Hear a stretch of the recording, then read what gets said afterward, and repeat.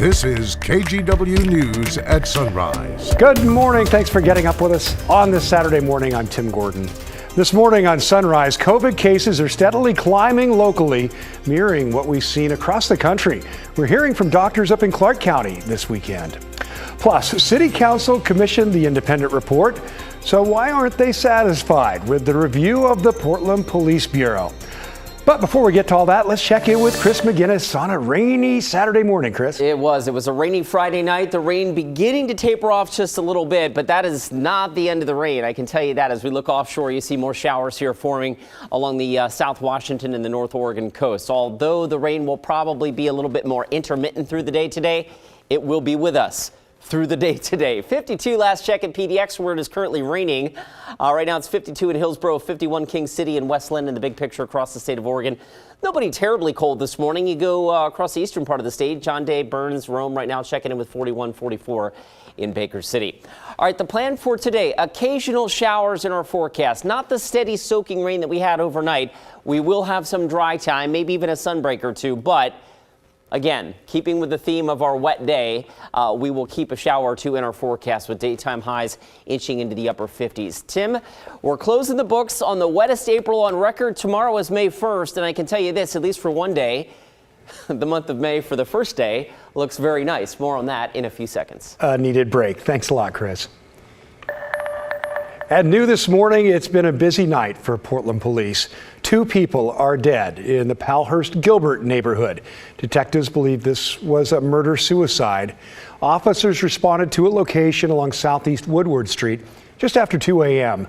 This is one of at least 4 shootings that police have responded to overnight. Well, police are hunting for multiple suspects after a chain of events in Southeast Portland that involved a stolen van and spike strips that left one pedestrian critically injured. It all started at the intersection of Southeast 20th and Division.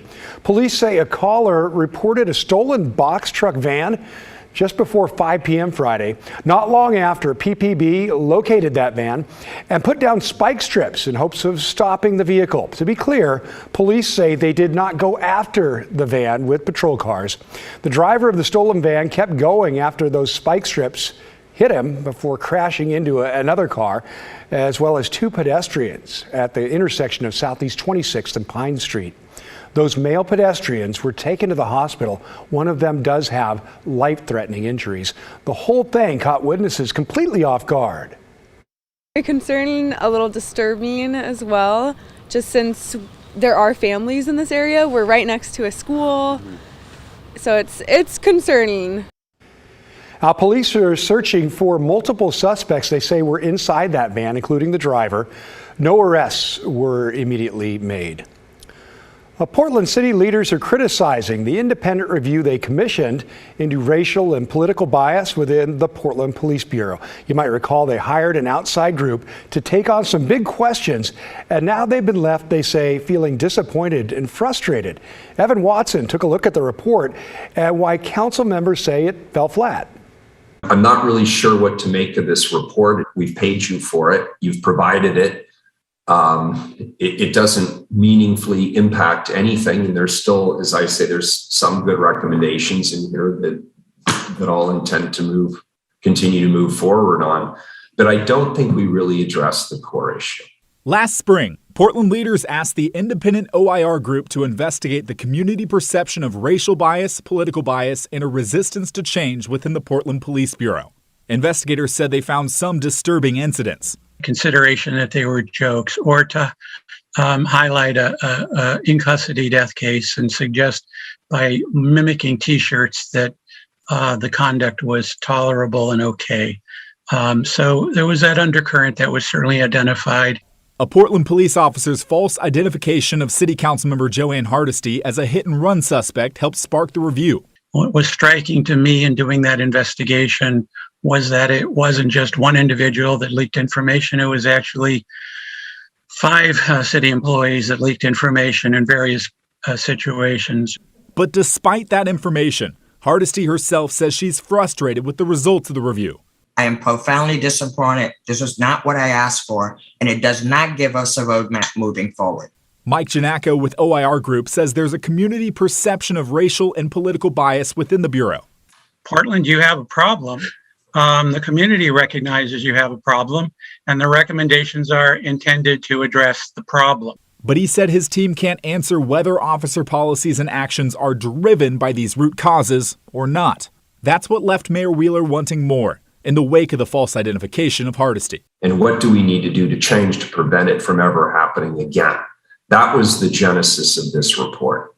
And it didn't meet my expectations. City leaders didn't vote on the study results, choosing to just take the information as is and move on.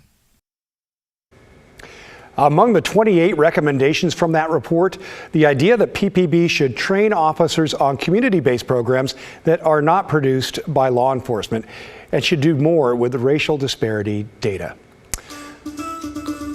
Now turning to a new twist in our homeless crisis, an expanding camp along Southeast Division Street is essentially taking over an RV and mobile home park. Tenants say the problem has gotten to the point where they don't even feel safe leaving their homes. The owner of the RV mobile home park says campers moved in months ago, but the situation is getting progressively worse. He's had about 5 families move out just in the past few weeks, putting the future of his business in jeopardy. Now, some of the tenants are now putting up barricades around their RVs and are afraid of people breaking in and attacking them. They've called the police multiple times, but nothing has changed. There is nothing being done about it. There is nothing being done about it, honey. That's the problem. The police, even when they show up, will say, well, you know, they're homeless. We can give them a ticket, but we can't really arrest them or do anything about that. It's hell. I can't sleep at night because you're constantly hearing doors bang, motorcycles revving, cars revving. Now, people who still live at that mobile home park say they just don't know what else to do or where else to turn, frankly. Some can't afford to move.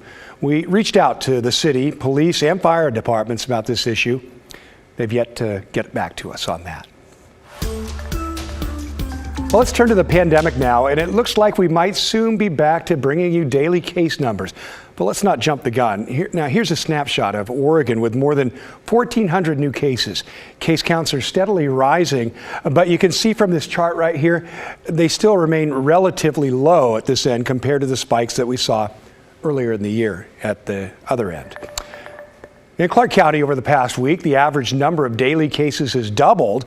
So here's how they break down. They're looking at about 70 new cases per 100,000 residents right now.